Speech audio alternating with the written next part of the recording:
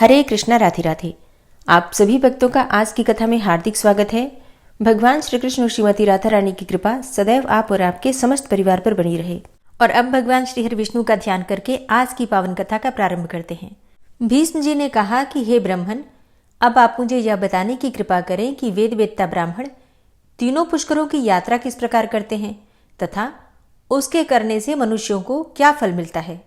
पुलस्त्य जी ने कहा कि हे राजन, अब एकाग्रचित्त होकर तीर्थ सेवन के महान फल का श्रवण करो।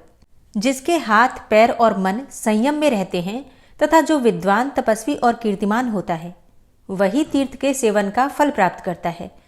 जो प्रतिग्रह से दूर रहता है और किसी का दिया हुआ दान नहीं लेता, प्रारब्धवश जो कुछ भी प्राप्त हो जाए उसी से संतुष्ट रहता है तथा जिसका अहंकार दूर हो गया है, ऐसे मनुष्य को ही तीर्थ सेवन का पूरा फल मिलता है। हे राजेंद्र, जो स्वभावतः क्रोधहीन, सत्यवादी, दृढ़तापूर्वक उत्तम व्रत का पालन करने वाला तथा संपूर्ण प्राणियों में आत्मभाव रखने वाला होता है, उसे तीर्थ सेवन का पूरा फल प्राप्त होता है। यह ऋषियों का परम गोपनीय सिद्धांत है। हे राजेंद्र, पुष्कर तीर्थ करोड़ों ऋषियों से भरा है। उसकी लंबाई 22 योजन अर्थात 10 कोस है और चौड़ाई आधा योजन अर्थात 2 कोस है। यही उस तीर्थ का परिमाण है। वहां जाने मात्र से मनुष्य को राजसूय और अश्वमेघ यज्ञ का पूरा फल प्राप्त होता है, जहां अत्यंत पवित्र सरस्वती नदी ने ज्येष्ठ पुष्कर में प्रवेश किया है। यहाँ चैत्र शुक्ला चतुर्दशी को ब्रह्मा आदि देवताओं, ऋषियों, सिद्धों और चारणों का आगमन होता है। अतः उक्त तिथियों को देवताओं और पितरों के पूजन में प्रवृत्त होकर मनुष्य को वहां स्नान करना चाहिए। इससे वह अभय पद को प्राप्त होता है और अपने कुल का भी उद्धार करता है। वहां देवताओं और पितरों का तर्पण करके मनुष्य विष्णु लोक को प्रतिष्ठित होता है। ज्येष्ठ पुष्कर में स्नान करने से उसका स्वरूप चंद्रमा के समान निर्मल हो जाता है तथा वह ब्रह्मलोक एवं उत्तम गति को प्राप्त होता है। मनुष्य लोक में देवाधिदेव ब्रह्मा जी का यह पुष्कर नाम से प्रसिद्ध तीर्थ संपूर्ण त्रिभुवन में विख्यात है। यह बड़े बड़े पातकों का नाश करने वाला है।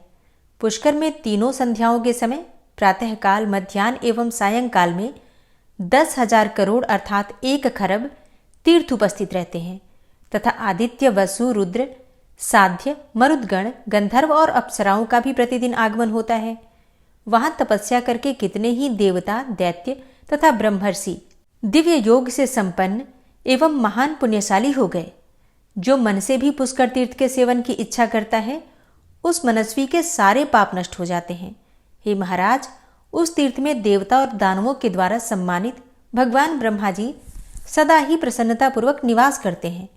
वहां देवताओं और ऋषियों ने महान पुण्य से युक्त होकर इच्छानुसार सिद्धियां प्राप्त की हैं। जो मनुष्य देवताओं और पितरों के पूजन में तत्पर होकर वहां स्नान करता है, उसके पुण्य को मनीषी पुरुष अश्वमेघ यज्ञ की अपेक्षा 10 गुना अधिक बतलाते हैं। पुष्करारण्य में जाकर जो एक ब्राह्मण को भी भोजन कराता है, उसके उस अन्न से 1 करोड़ ब्राह्मणों को पूर्ण तृप्तिपूर्वक भोजन कराने का फल प्राप्त होता है तथा उस पुण्य कर्म के प्रभाव से वह इहलोक और परलोक में भी आनंद मनाता है। अगर अन्न ना हो तो शाक, मूल अथवा फल जिससे वह स्वयं निर्वाह करता है, वही दोष दृष्टि का परित्याग करके श्रद्धापूर्वक ब्राह्मण को अर्पण करे। उसी के दान से मनुष्य अश्वमेघ यज्ञ का फल प्राप्त करता है। ब्राह्मण, क्षत्रिय, वैश्य अथवा शूद्र सभी इस तीर्थ में स्नान, दान आदि पुण्य के अधिकारी हैं। ब्रह्मा जी का पुष्कर नामक सरोवर परम पवित्र तीर्थ है। वह वानप्रस्थियों, सिद्धों तथा मुनियों को भी पुण्य प्रदान करने वाला है। परम पावन सरस्वती नदी पुष्कर से ही महासागर की ओर गई है। वहां महायोगी आदिदेव मधुसूदन सदा निवास करते हैं। वे आदिवराह के नाम से प्रसिद्ध हैं तथा संपूर्ण देवता उनकी पूजा करते रहते हैं। विशेषतः कार्तिक की पूर्णिमा को जो पुष्कर तीर्थ की यात्रा करता है, वह अक्षय फल का भागी होता है, ऐसा मैंने सुना है। हे कुरुनंदन, जो सायंकाल और सवेरे हाथ जोड़कर तीनों पुष्करों का स्मरण करता है, उसे समस्त तीर्थ में आचमन करने का फल प्राप्त हो जाता है। स्त्री हो या पुरुष, पुष्कर में स्नान करने मात्र से उसके जन्म भर का सारा पाप नष्ट हो जाता है। जैसे संपूर्ण देवताओं में ब्रह्मा जी श्रेष्ठ हैं, उसी प्रकार सब तीर्थों में पुष्कर ही आदि तीर्थ बतलाया गया है। जो पुष्कर में संयम और पवित्रता के साथ 10 वर्षों तक निवास करता हुआ ब्रह्मा जी का दर्शन करता है, वह संपूर्ण यज्ञों का फल प्राप्त कर लेता है और अंत में ब्रह्मलोक को जाता है, जो पूरे 100 वर्षों तक अग्निहोत्र करता है और कार्तिक की एक ही पूर्णिमा को पुष्कर में निवास करता है। उन दोनों का फल एक सा ही होता है। पुष्कर में निवास दुर्लभ है। पुष्कर में तपस्या का सुयोग मिलना कठिन है। पुष्कर में दान देने का सौभाग्य भी मुश्किल से ही प्राप्त होता है तथा वहां की यात्रा का सुयोग भी दुर्लभ है। वेद वेत्ता ब्राह्मण ज्येष्ठ पुष्कर में जाकर स्नान करने से मोक्ष का भागी होता है और श्राद्ध करने से वह पितरों को तार देता है। जो ब्राह्मण वहां जाकर नाम मात्र के लिए भी संध्योपासन करता है, उसे 12 वर्षों तक संध्योपासन करने का फल प्राप्त हो जाता है। पूर्व काल में ब्रह्मा जी ने स्वयं ही यह बात कही थी।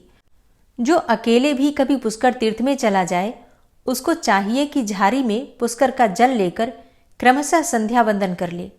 ऐसा करने से भी उसे 12 वर्षों तक निरंतर संध्योपासन करने का फल प्राप्त हो जाता है।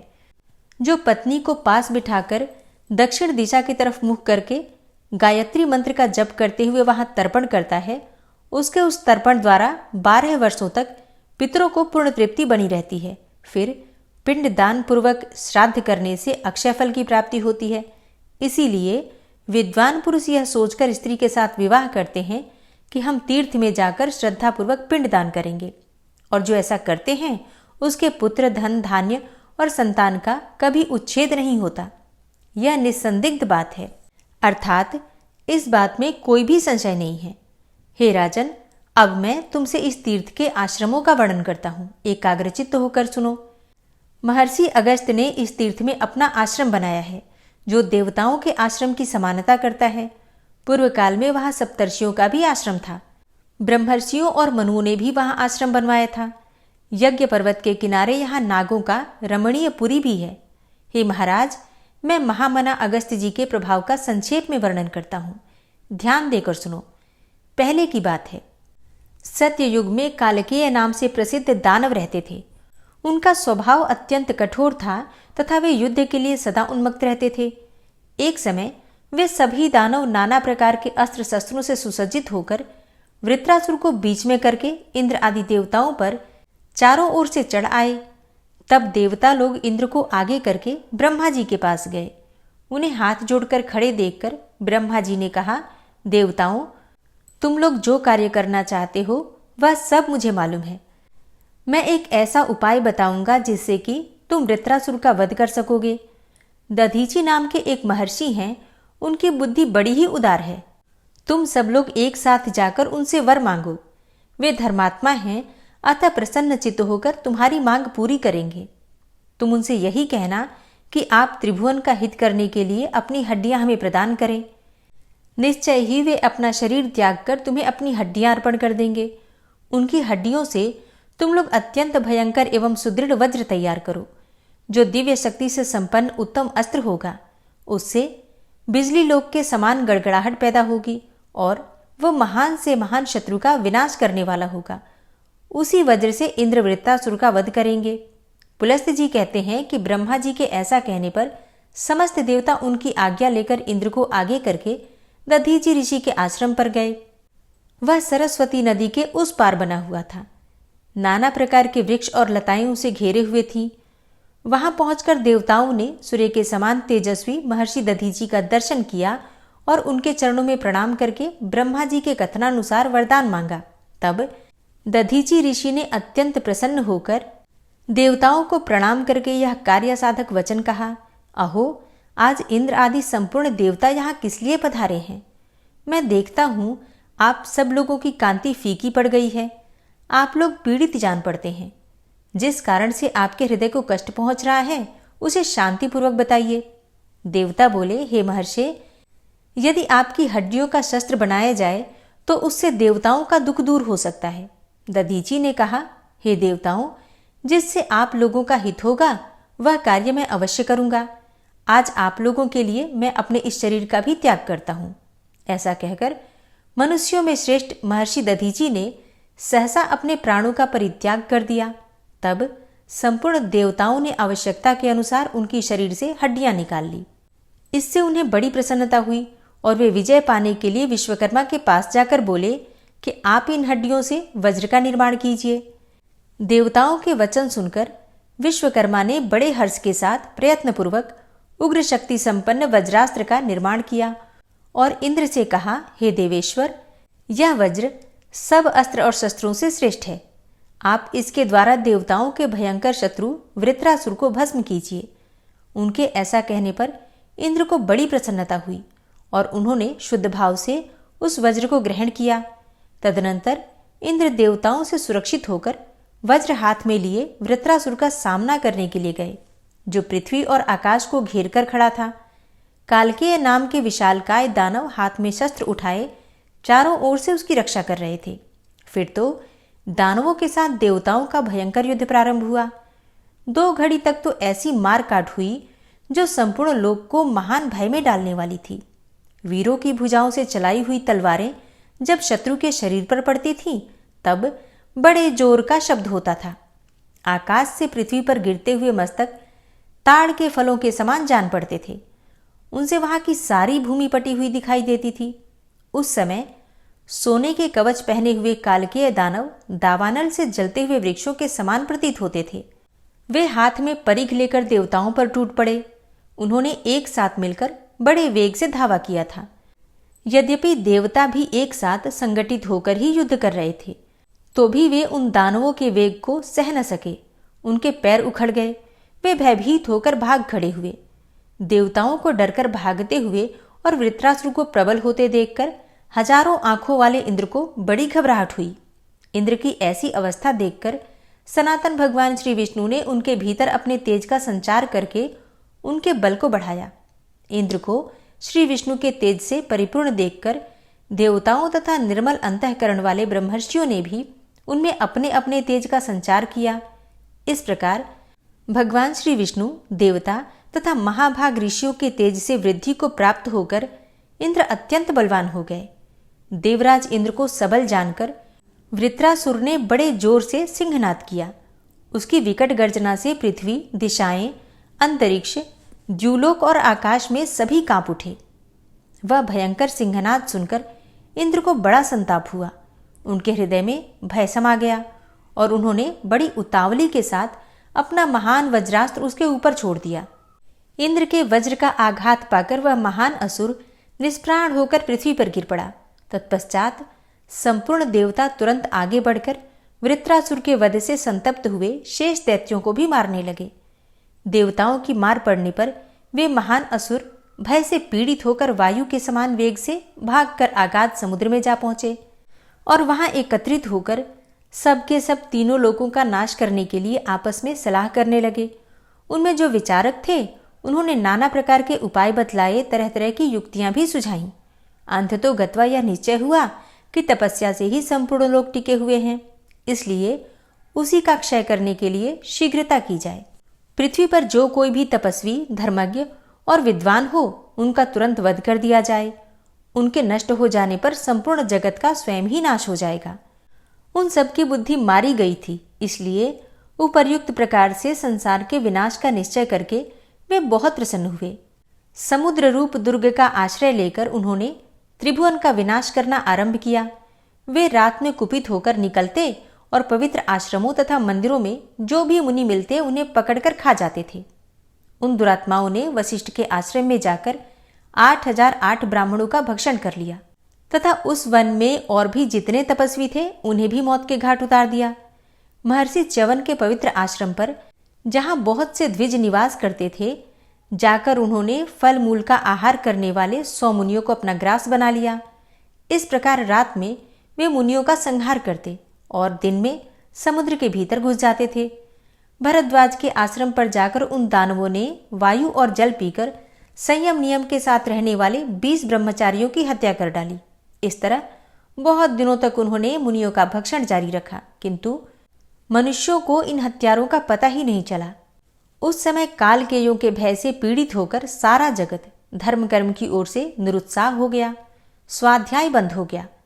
यज्ञ और उत्सव समाप्त हो गए। मनुष्यों की संख्या दिनों दिन क्षीण होने लगी। वे भयभीत होकर आत्मरक्षा करने के लिए 10 दिशाओं में दौड़ने लगे। कोई द्विज गुफाओं में छिप गए तो दूसरों ने झरनों की शरण ली। कितनों ने भय से व्याकुल होकर प्राण ही त्याग दिए। इस प्रकार यज्ञ और उत्सवों से रहित होकर जब सारा जगत नष्ट होने लगा, तब इंद्र सहित संपूर्ण देवता व्यथित होकर भगवान श्री नारायण की शरण में गए और इस प्रकार स्तुति करने लगे। देवता बोले, हे प्रभो, आप ही हमारे जन्मदाता और रक्षक हैं। आप ही संसार का भरण पोषण करने वाले हैं। चर और अचर संपूर्ण जगत की सृष्टि आपसे ही हुई है। हे कमल नयन, पूर्व काल में यह भूमि नष्ट होकर रसातल में चली गई थी। उस समय आपने ही वाराह रूप धारण करके संसार के हित के लिए इसका समुद्र से उद्धार किया था। हे पुरुषोत्तम, आदि दैत्य हिरण्यकशिपु बड़ा पराक्रमी था, तो भी आपने नृसिंह रूप धारण करके उसका वध कर डाला। इस प्रकार आपके बहुत से ऐसे अलौकिक कर्म हैं जिनकी गणना नहीं हो सकती। हे मधुसूदन, हम लोग भयभीत हो रहे हैं। अब आप ही हमारी गति हैं। इसलिए हे देव देवेश्वर, हम आपसे लोक की रक्षा के लिए प्रार्थना करते हैं। संपूर्ण लोकों की, देवताओं की तथा इंद्र की महान भय से रक्षा कीजिए। आपकी ही कृपा से अंडज, स्वेदज, जरायुज एवं उद्भिज 4 भागों में बटी हुई संपूर्ण प्रजा जीवन धारण करती है। आपकी ही दया से मनुष्य स्वस्थ होंगे और देवताओं की हव्य कव्यों से तृप्ति होगी। इस प्रकार देव, मनुष्य इत्यादि संपूर्ण लोक एक दूसरे के आश्रित हैं। आपके ही अनुग्रह से इन सबका उद्वेग शांत हो सकता है तथा आपके द्वारा ही इनकी पूर्णतया रक्षा होनी संभव है। हे भगवान, संसार के ऊपर बड़ा भारी भय आ चुका है। पता नहीं कौन रात्रि में जा जाकर ब्राह्मणों का वध कर डालता है। ब्राह्मणों का क्षय हो जाने पर समूची पृथ्वी का नाश हो जाएगा। अतः हे महाबाहो, हे जगतपते, आप ऐसी कृपा करें जिनसे कि आपके द्वारा सुरक्षित होकर इन लोगों का विनाश न हो। तब भगवान श्री विष्णु बोले कि हे देवताओं, मुझे प्रजा के विनाश का सारा कारण मालूम है। मैं तुम्हें भी बताता हूँ, निश्चिंत होकर सुनो। कालकेय नाम से विख्यात जो दानवों का समुदाय है वह बड़ा ही निष्ठुर है। उन दानवों ने ही परस्पर मिलकर संपूर्ण जगत को कष्ट पहुंचाना प्रारंभ किया है। वे इंद्र के द्वारा वृत्रासुर को मारा गया देखकर अपनी जान बचाने के लिए समुद्र में घुस गए थे। नाना प्रकार के ग्राहों से भरे हुए भयंकर समुद्र में रहकर वे जगत का विनाश करने के लिए रात्रि में मुनियों को खा जाते हैं, और जब तक वे समुद्र के भीतर छुपे रहेंगे तब तक तो उनका नाश होना असंभव है।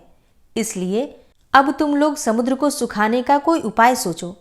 पुलस्त जी कहते हैं कि भगवान श्री विष्णु के ये वचन सुनकर देवता ब्रह्मा जी के पास आकर वहां से महर्षि अगस्त्य के आश्रम पर गए और वहां पहुंचकर उन्होंने मित्रा वरुण के पुत्र परम तेजस्वी महात्मा अगस्त्य ऋषि को देखा।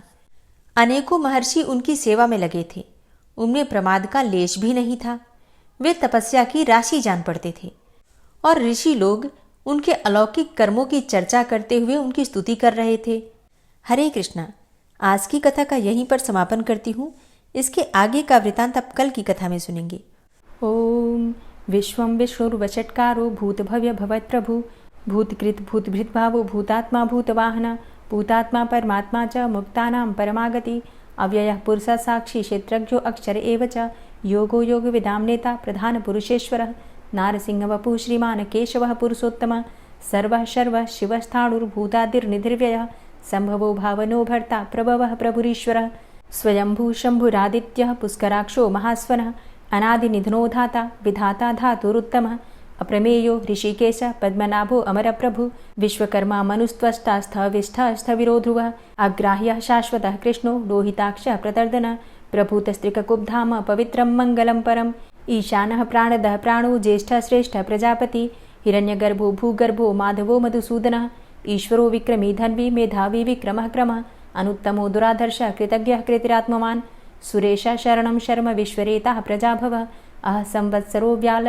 प्रत्ययः सर्वदर्शनः अज सर्वेश्वर सिद्ध सिद्धे सर्वादिर्च्युत वृषाकपिर्मेयात्मा सर्वयोग विनिश्रितः वसुर्वसुमना सत्य समात्मा संमितः सम अमोघ पुंडरीकाक्षो वृषकर्मा वृषाकृतिः रुद्रो बहुशिरा बभ्रुर्विश्वयोनिः शुचिश्रवः अमृतः शाश्वतस्थाणुर्वरारोहो महातपः सर्वगः सर्वविद्भानुर्विश्वक्सेनो जनार्दनः वेदो वेदविद्व्यङ्गो वेदांगो वेदवित्कविः लोकाध्यक्ष सुराध्यक्षो धर्माध्यक्ष कृताकृतः चतुरात्मा चतुर्व्यूहश्चतुर्द्रष्टश्चतुर्भुजः भ्राजेष्णुर्भोजनं भोक्ता सहिष्णुर्जगदाति च अनघो विजयो जेता विश्वयोनिः पुनर्वसु उपेन्द्रो वामनः प्रांशुर्मोघः शुचिरुर्जिता अतीन्द्रः संग्रह सर्गो धृतात्मा नियमो यमः वेद्यो वैद्यः सदा योगी वीरः माधवो मधु अतीन्द्रियो महामायो महोत्साहो महाबलः महाबुद्धिर्महावीर्यो महाशक्तिर्महाद्युति अनिर्देश्य वपु श्रीमान् मेयात्मा महाधृतिर् महेश्वासो महीभर्ता श्रीनिवास सतां गति अनिरुद्ध सुरानन्दो गोविन्दो गोविन्दाम्पति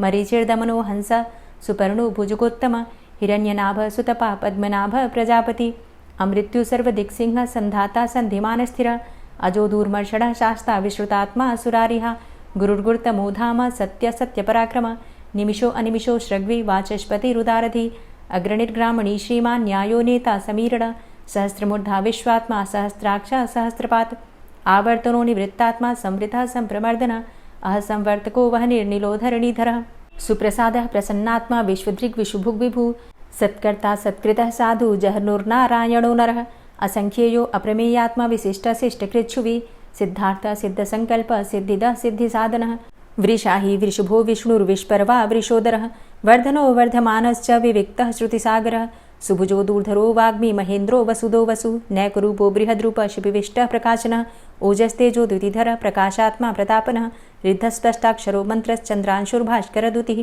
अमृतांशुद्भवो भानु शशबिन्दुः सुरेश्वरः औषधं जगतः सेतु सत्यधर्मपराक्रमः भूतभव्य भवन्नाथ पवनः पावनो नलः कामः कामकृत्कान्तः कामः कामप्रदः प्रभु युगादिकृद्युगावर्तो नैकमायो महाशनः अदृश्योऽव्यक्तरूपश्च सहस्रजितनन्तजित् इष्टो अविशिष्ट शिष्टेष्ट शिखण्डी नहुसो वृष क्रोधः क्रोधकृत्कर्ता विश्वबाहुर्महीधरः अच्युतः प्रतितः प्राणदो वासवानुजः अपां निधिर्धिष्ठानं प्रमत्तः प्रतिष्ठितः स्कन्दः स्कन्दधरो धूर्यो वरदो वायुवाहनः वासुदेवो बृहद्भानुरादिदेवः पुरन्दरः अशोकस्तारणस्तारः शूरः सौरिर्जनेश्वरः अनुकूलः शतावर्त पद्मी पद्मनिभेक्षणः पद्मनाभो अरविन्दाक्ष पद्मगर्भ शरीरभृत् महर्धिरिद्धो वृद्धात्मा महाक्षो गरुडाध्वजः अतुलः शरभो भीमो समयज्ञो हविर्हरि सर्वलक्षणलक्षण्यो लक्ष्मीवान् समितिञ्जयः वीक्षरो रोहितो मार्गो हेतुर्दामोदरः सह महीधरो महाभागो वेगवान् मिताशनः उद्भवः क्षोभणो देव श्रीगर्भ परमेश्वर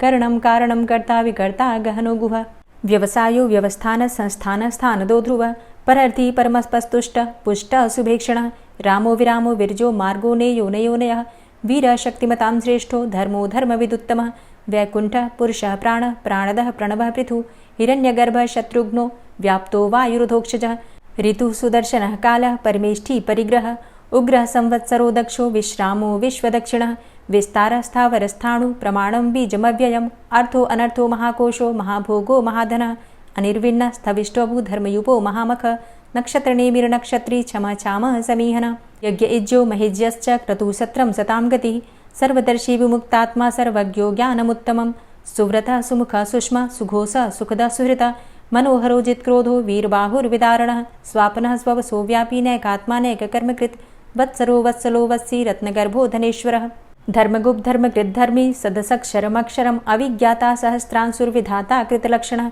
गभस्तिनेमिः सत्त्वस्थः सिंहो भूतमहेश्वरः आदिदेवो महादेवो देवेशो देवभृद्गुरुः उत्तरो गोपतिर्गोप्ता ज्ञानगम्यः पुरातनः शरीरभूतभृद्भोक्ता कपीन्द्रो भूरि दक्षिणः सोमभो अमृतपः सोमः पुरुजित पुरुषोत्तमः विनयोजयः सत्यसन्धो दाशाः सात्वताम्पतिः जीवो विनयिता साक्षी मुकुन्दो अमितविक्रमः अम्भो निद्रणन्तात्मा महोदधीशयोऽन्तकः अजो महार्हः स्वाभाव्यो जितामित्रः प्रमोदनः आनन्दो नन्दनो नन्दः सत्यधर्मा त्रिविक्रमः महर्षि कपिलाचार्यः कृतज्ञो मेदिनीपतिः त्रिपदस्त्रिदशाध्यक्षो महाशृङ्गः कृतान्तकृत् महावराहो गोविन्दः सुखेणः कनकाङ्गदी गुह्यो गभीरो गहनो गुप्तश्चक्रगदाधरः वेधा स्वाङ्गो अजितः कृष्णो दृढः सङ्कर्षणोच्युतः वरुणो वारुणो वृक्षः पुष्कराक्षो महामनाः भगवान् भगानन्दी वनमाली हलायुधः आदित्यो ज्योतिरादित्यः सहिष्णुर्गतिसत्तमः सुधन्वाखण्ड परशुर्दारुणो द्रविडप्रदः दिविस्त्रिक्सरदृग्व्यासो वाचस्पतिर्योनिजः त्रिसामासामगः साम निर्वाणं भेषजम्भिषक्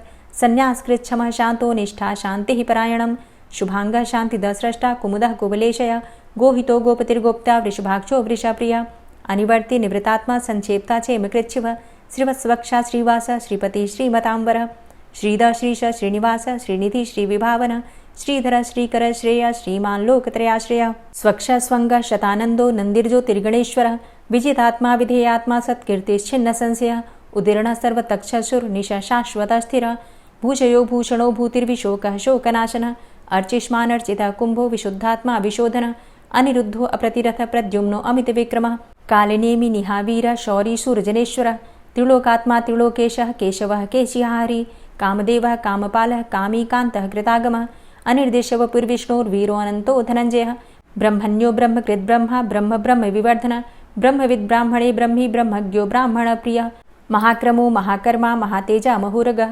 महाक्रतुर्महायज्वा महायज्ञो महाहवि स्तव्यः स्तव प्रियः स्तोत्रं स्तुतिस्तोतारणप्रियः पूर्णः पुरैता पुण्यः पुण्यकीर्तिर्नामयः मनोजवस्तीर्थकरो वसुरेता वसुप्रदः वसुप्रदो वासुदेव वसुर्वसुमनाहवि सद्गतिः सत्कीर्तिः सत्ता सद्भूतिः सत्परायणः शूरसेनो यदुश्रेष्ठः सन्निवासः सुयामुनः भूतावासो वासुदेवः सर्वासु निलयोऽनलः दर्पः दर्पदो दृप्तो दूढरोथा पराजितः विश्वमूर्तिर्महामूर्तिर्दीप्तमूर्तिर्मूर्तिमान् अनेकमूर्तिरव्यक्तः शतमूर्तिः शताननः एको नैकः सवः किं यत्तत्पदमनुत्तमं लोकबन्धुर्लोकनाथो माधवो भक्तवत्सलः सुवर्णवर्णो हेमाङ्गो वराङ्गश्चन्दनाङ्गदी वीरः विषमः शून्यो घृताशीरचलश्चलः अमानीमानदो मान्यो लोकस्वामी त्रिलोकदृक् सुमेधा मेधजो धन्यः सत्यमेधाधराधरः तेजोवृषः द्वितिधरः सर्वशस्त्रभृताम्बरः प्रग्रहो निग्रहो व्यग्रो नैकशृङ्गो गदाग्रजः चतुर्मूर्तिश्चतुर्बाहुश्चतुर्व्यूहश्चतुर्गति चतुरात्मा चतुर्भावश्चतुर्वेदविदेकपात् समावर्तो अनिवृतात्मा दुर्जयो दुरतिक्रमः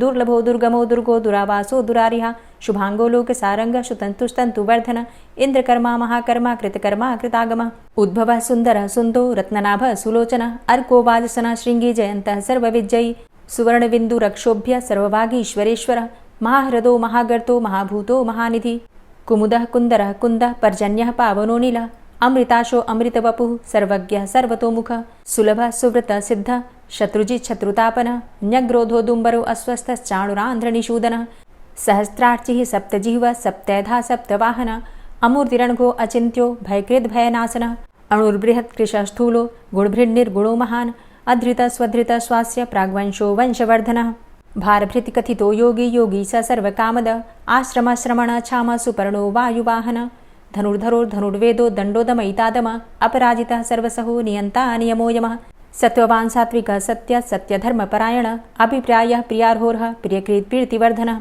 विहाय सगतिर्ज्योति सुरुचिर्हुद्भुग्विभु रविर्विलोचनः सूर्य सविता रविलोचनः अनन्तो हुद्भुग्भोक्ता सुखदो नैकजोग्रजः अनिर्विण्णः सदामर्षि लोकाधिष्ठानमद्भुतः सनात सनातन्तमः कपिलः कपिरप्ययः स्वस्तिदः स्वस्तिकृत् स्वस्ति स्वस्तिभुक् स्वस्ति दक्षिणः रौद्रः कुण्डली चक्रे विक्रमयुर्जितशासनः शब्दातिगः शब्दशः शिशिरः शर्वरीकरः अक्रूरः पेशलो दक्षो दक्षिणः क्षमिणाम्बरः विद्वतमो वितभय पुण्यश्रवणकीर्तनः उत्तारणो दुष्कृतिः पुण्यो दुःस्वप्ननाशनः वीरः रक्षणः सन्तो जीवनः पर्यवस्थितः अनन्तरूपो अनन्तसृर्जितमन्युर्भयापः चतुरश्रो गभीरात्मा विदिशो व्यादिशो दिश अनादिर्भूर्भुवो लक्ष्मीः सुवीरो रुचिराङ्गदः जननो जन्मादिर्भीमो भीमपराक्रमः आधारनीलयो धाता पुष्पहासः प्रजागर ऊर्ध्वगः सत्पथाचारः प्राणदः प्रणमापण प्रमाणं प्राणनीलयः प्राणभृत् प्राणजीवनः तत्त्वं तत्त्वविदेकात्मा जन्म मृत्यु जरातिगः पूर्वः स्वस्तरुस्तारः सविता प्रपितामहः यज्ञो यज्ञपतिर्यज्वा यज्ञाङ्गो यज्ञवाहनः यज्ञभृद्यज्ञकृद्यज्ञ यज्ञभुग्यज्ञसाधनः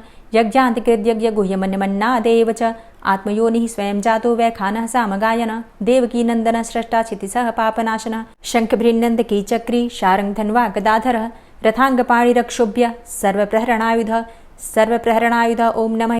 और अब आप सुनेंगे श्री तुलसी चालीसा। श्री तुलसी महारानी करु विनय सिरनाय, जो मम हो संकट विकट दीजे मात नशाय। नमो नमो तुलसी महारानी, महिमा अमित न जाए बखानी। दियो विष्णु तुमको सन्माना, जग में छायो सुयस महाना। विष्णु प्रिया जय जयति भवानी, तिहु लोक की हो सुख खानी। भगवत पूजा करे जो कोई, बिना तुम्हारे सफल न होई। जिन घर तव नहीं होय निवासा, उस घर कर ही विष्णु नहीं बासा। करे सदा जो तव नित सुमिरन, तेहि के काज होय सब पूरन। कार्तिक मास महात्म तुम्हारा, ताको जानत सब संसारा। तव पूजन जो करे कुंवारी, पावे सुंदर वर सुकुमारी। करे जो पूजा नित प्रति नारी, सुख संपत्ति से होय सुखारी। वृद्धा नारी करे जो पूजन, मिले भक्ति होवे पुलकित मन। श्रद्धा से पूजे जो कोई, भवनिधि से तर जावे सोई। कथा भागवत यज्ञ करावे, तुम बिन नहीं सफलता पावे। छायो तब प्रताप जग भारी, ध्यावत तुम्हीं सकल चित धारी। तुम्ही मात यंत्रन तंत्रन में, सकल काज सिद्धि होवे क्षण में। औषधि रूप आप हो माता, सब जग में तव यश विख्याता। देव ऋषि मुनि और तपधारी, करत सदा तव जय जयकारी। वेद पुराणन तव यश गाया, महिमा अगम पार नहीं पाया। नमो नमो जय जय सुख कारणी, नमो नमो जय दुख निवारणी। नमो नमो सुख संपत्ति देनी, नमो नमो अघ काटन चेनी। नमो नमो भक्तन दुख हरणी, नमो नमो दुष्टन मद छेनी। नमो नमो भव पार उतारणी, नमो नमो परलोक सुधारणी। नमो नमो निज भक्त उबारणी, नमो नमो जन काज सवारणी। नमो नमो जय कुमति नशावनी, नमो नमो सब सुख उपजावनी। जयति जयति जय तुलसी माई, ध्याऊं तुमको शीश नवाई। निज जन जानि मोहि अपनाओ, बिगड़े कारज आप बनाओ।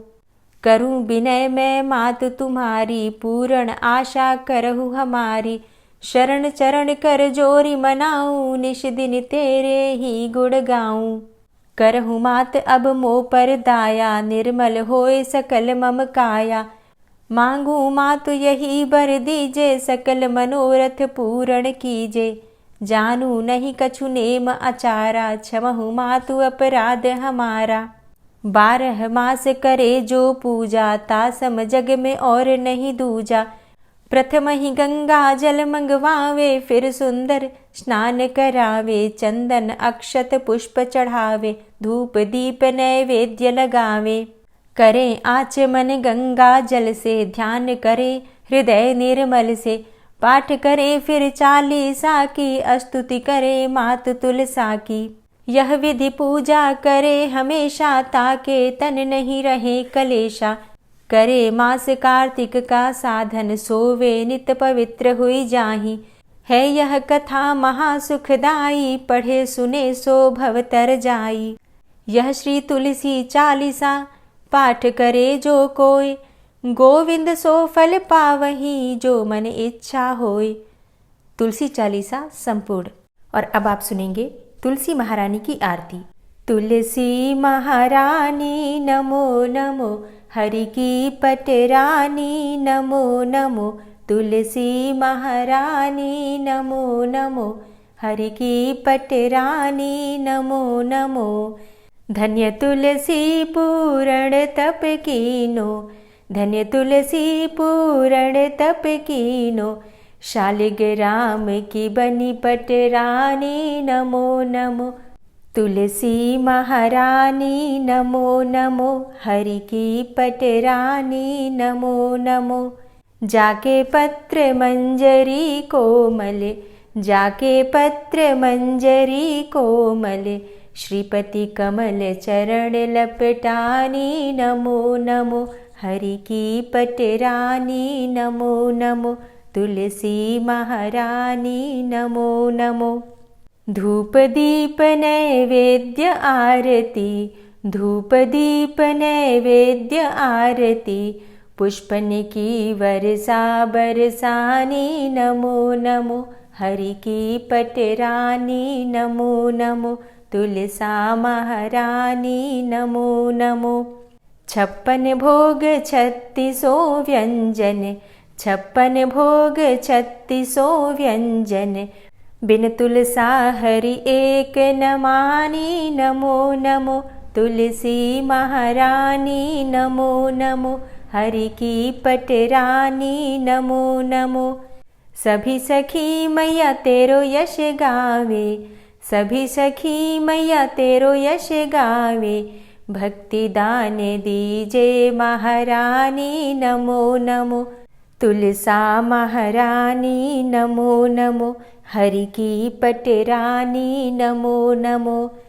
नमो नमो तुलसा महारानी, नमो नमो तुलसी महारानी।